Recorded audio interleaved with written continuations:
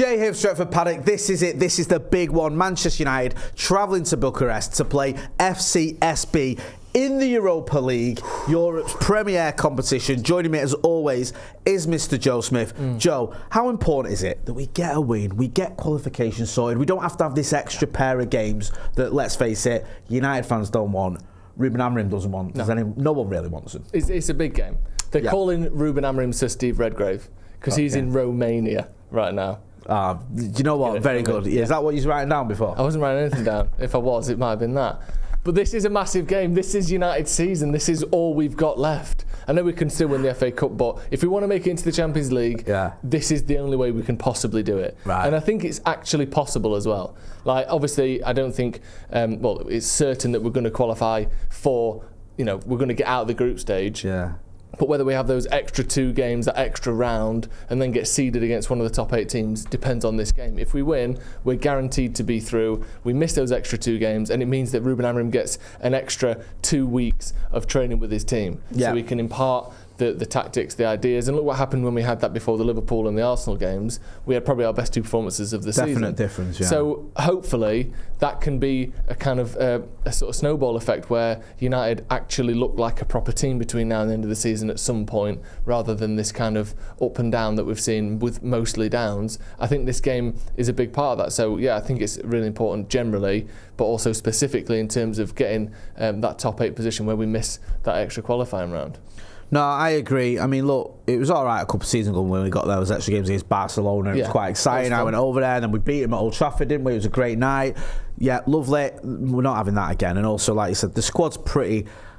In terms of numbers, there's a decent amount of numbers in the squad, but you can see we haven't got the quality in all the positions that we need. No. And 1 or 2 injuries, and we're in all sorts of trouble. And also, so we could do without... No, sorry, go on. And also, there is no Barcelona this time. No. You're not getting like a glamour tie. No. You're going to get someone like, I don't know, Feyenoord or whatever, and you might lose. Like, there is no, Bayern Munich have dropped out of the Champions League. I'd love that. You know what I mean? That'd be a great one. It's just games for game's sake. It's not worth it at all. No, it isn't. I feel like we have this topic almost every week on the preview, but it's come up again, momentum. Like, we keep saying we need to get a bit of momentum, we need to keep going. We've had a couple of wins. We've obviously beaten Rangers and we've beaten Fulham, which, it's not time to get the bunting out. We're not going to have a parade. But there is an opportunity here. You get another win just to get a little bit of momentum, because that's one thing that Ruben Amorim has been suffering from, isn't it? We haven't been able to get a run together. You mentioned there some of the results we've had. We've had, like, a win against City at the Etihad, and then was it a horrendous one after it where we lost, I don't know, 5 out of 7. We lost 7 games or 6 games in December, didn't we? It was just horrendous.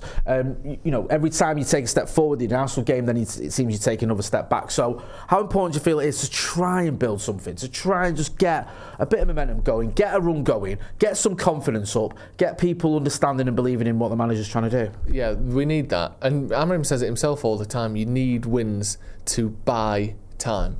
Yeah. And you're not, if we keep losing between now and the end of the season, I don't think he'll get sacked between now and the end of the season, almost regardless of what happens. But I think he can completely change the footing with which he goes into the summer. Yeah. Because if it's like, look at Chelsea last season, and ironically they did sack Pochettino after this, but I think they finished the season with like 6 wins in 7. Yeah. And the general air around the club was completely different to what it was around this time last season, when they were struggling almost as much as we have been. I think Maresca's benefited from that, didn't he? Yeah, I think so. I know obviously Pochettino lost his job, but you had that belief. You had Nicholas Jackson scoring goals. You had Cole Palmer scoring goals. Yeah. And people started to look at Chelsea a little bit differently. Yeah. Then a new manager comes in and he just went, right, half that squad's not playing, don't worry about him. Focus on these players, some of whom have got a bit of a run together. And it builds it, doesn't it? It helps. Yeah, it does. And now they're in that sort of top 4 race, which obviously we absolutely dream of being in as a United fan at the minute. So I do think that a bit of momentum is a big thing. And you look at the next few games, it's this one, then we've got Palace, we've got Leicester in the Cup, Spurs, Everton and Ipswich. Now, Spurs might have a new manager by then. Everton might have a bit of momentum themselves. Even Leicester won the other week, didn't they? Yeah, even Leicester. But on paper, they're all winnable games. Yeah. So I think that United can, if we can win, let's say 4 of those games, or 3 and draw and lose 1 or whatever, that would be so much better than this 2 wins in 9 that I think Amorim started his Premier League tenure with.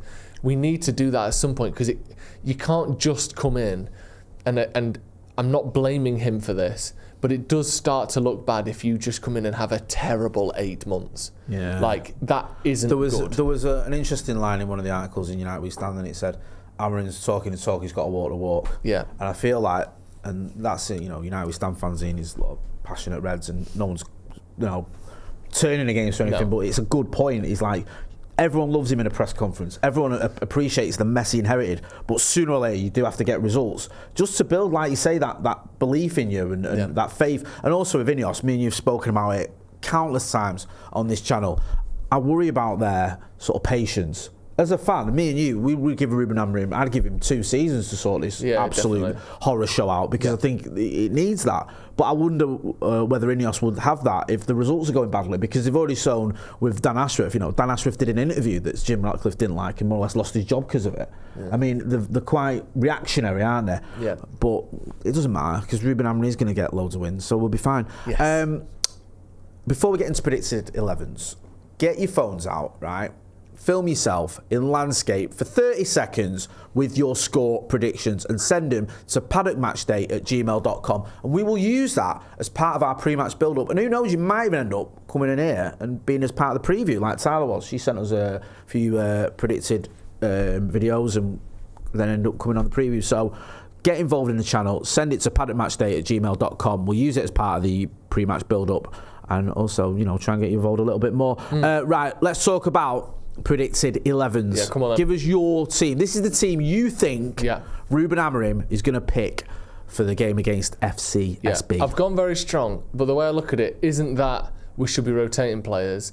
It's that the net benefit of winning this game is 2 games off. Okay. So everyone gets a rest if you win. All right. Whereas if you lose this game and we end up 9th and we have to do those extra 2 matches, then it does, we can rest a few players now, but it costs us an extra 2 matches. Right. Let's play, basically, I've put Bayendir as obviously seems to be the cup keeper. Pretty much everything else is a first choice team, because long term it benefits us. We get more rest if we win this than we do rotating and dropping points. So I've got Martinez, Maguire, De Ligt. My sort of ideal midfield of Mainu and Ugarte, Dalot, Mazraoui, Fernandes, Ahmad, Hojlund. I think Hojlund has proven himself to be a goal scorer in this competition. I think we looked at it in the video that I think came out, has either gone out just before this or will come out in a couple of hours. Right. Talking about Hojlund and the positions on the pitch he gets the ball in this competition, we're able to give him the ball in better areas, and he scored more goals because of it. So I think bringing him in is just the right thing to do. I've basically gone full strength, and I think we should do that, like I said, because overall it's going to save us time. We're going to get more rest by doing that than resting people now and having to play an extra 2 games because of it. Yeah, I understand where you're coming from completely. The manager may well see it like that. He may well say, look, the best option here is to get this game done and not have to navigate an extra couple of games. Yeah. Even though you've gone very strong, you've gone with Bayendir. Yeah. Do you just see that as the manager looking at his cup competition now? It's Bayendir. Even if I'm going to go strong, I still stick with Bayendir in the cups. Yeah, and also, of all the positions, it's the least impactful from rotating, I think. Yeah, no, because a goalkeeper will save you 3 or 4 goals a season. Whereas you switch your striker out. I know Hojlund's not the best example because he's not got a lot of goals, but that can be the difference between 15 goals a season. So I think in an ideal world, FCSB aren't going to be having loads of shots and chances anyway, enough to kind of exploit Bayendir's slight deficiencies over Onana. No, listen, I hear where you're coming from. My team, I've gone a little bit of a mixed bag here. Oh yeah. I get where you're coming from.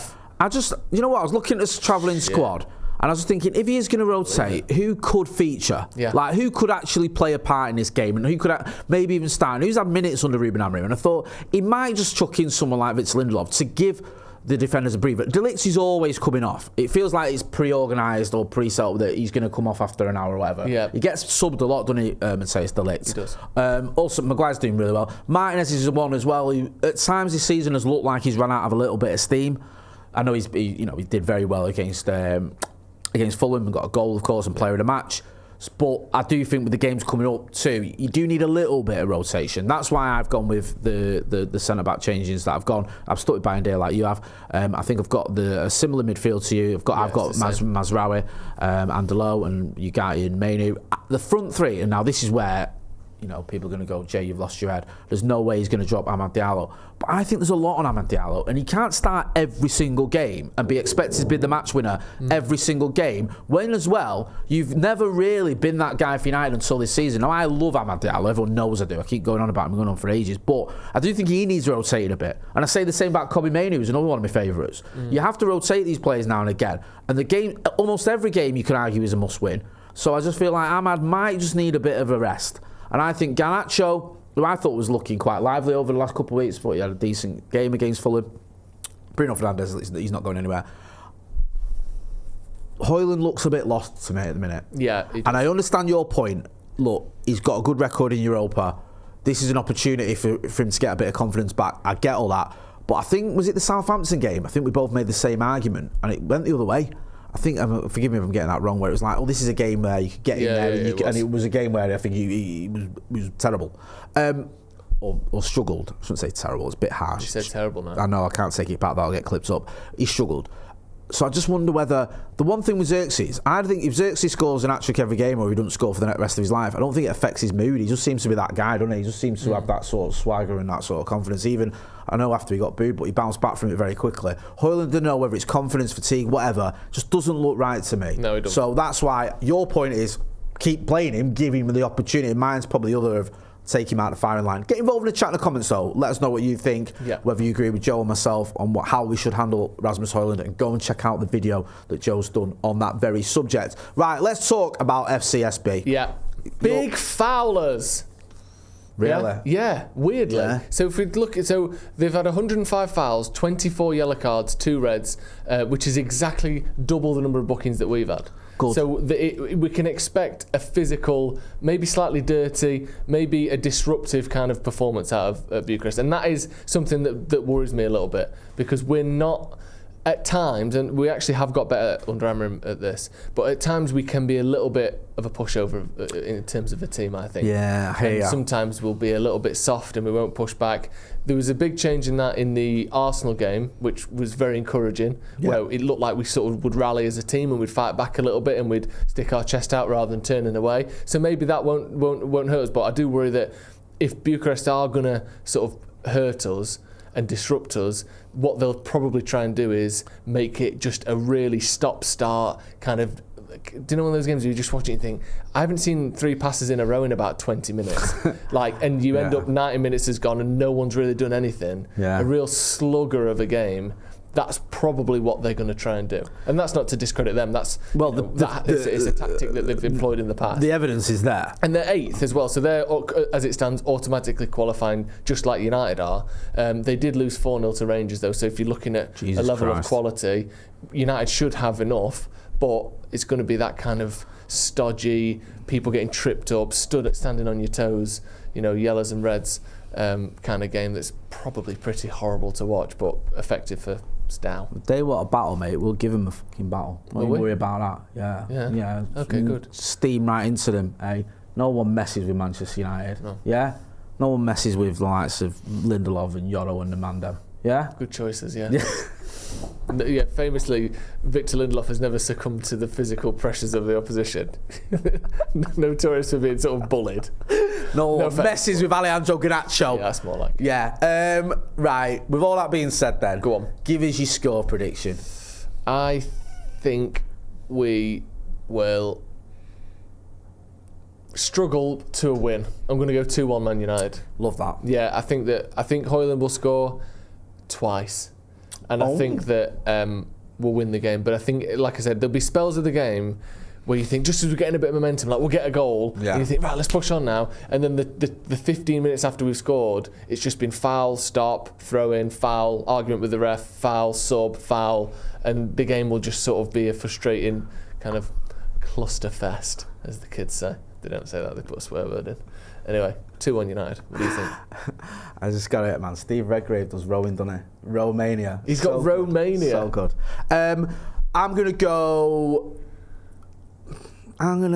with a Desmond 2-2. Classic. I think we'll draw. Yeah. I hope I'm wrong, and I often am. I just think it might be like what you said there, a bit scrappy, but there's goals in it. Yeah. Because let's face facts, if they've been battered off Rangers, they can see goals, and we know we can see goals. So maybe there's goals for either side in this game. Do you know what? If it is a fight, I just hope we're up for a fight. Yeah, that's what I want to see. Show a bit of ag. Let's get in there. Let's have a bit of a fight in this team, because also, that's been missing. You're right, it has been missing far too often. It is, and also sometimes in these sorts of competitions, it's like sometimes the bigger teams think we're too good to fight it out in the Europa League. Like, you're up for fighting Arsenal because that's a fair fight, or we're almost punching up a little bit. Like, if they're up for it and they want to have a go at us, we can't be like, oh no, we're not going to get sucked into a dogfight with the lowly FCSB. Yeah. We need to fucking go for it. No. Like, I think if that's on the table, we can't be too big to get a bit scrappy and get a bit physical with them, because otherwise we might end up, dropping points or losing. And if we finish 9th, I'm going to be so annoyed. I just want this team to have a bit of pride. Yeah. Have a bit of pride. It annoys me so much when it's like Old Trafford on its bottom of the 2 goal difference and no, we lost again. Like, what is going on? Have a bit of pride. Yeah. Do you know what I mean? Yeah. Come on, let's get to it, people. Listen, Joe, always a pleasure. We'll be able to watch along, won't it's we? Me, you, Macca, and Nathan Ellington. Nathan Ellington, what a dream team. That is an absolute perfect combo. So if you're not doing so already, make sure you are subscribed to the channel. Go and check him out, Sloppy Joe's, as well. You know where to find me. Go and check his video out on Rasmus Hojlund. This has been a preview. Manchester United versus FCSB. That's been Joe. I've been Jay. Thanks for watching.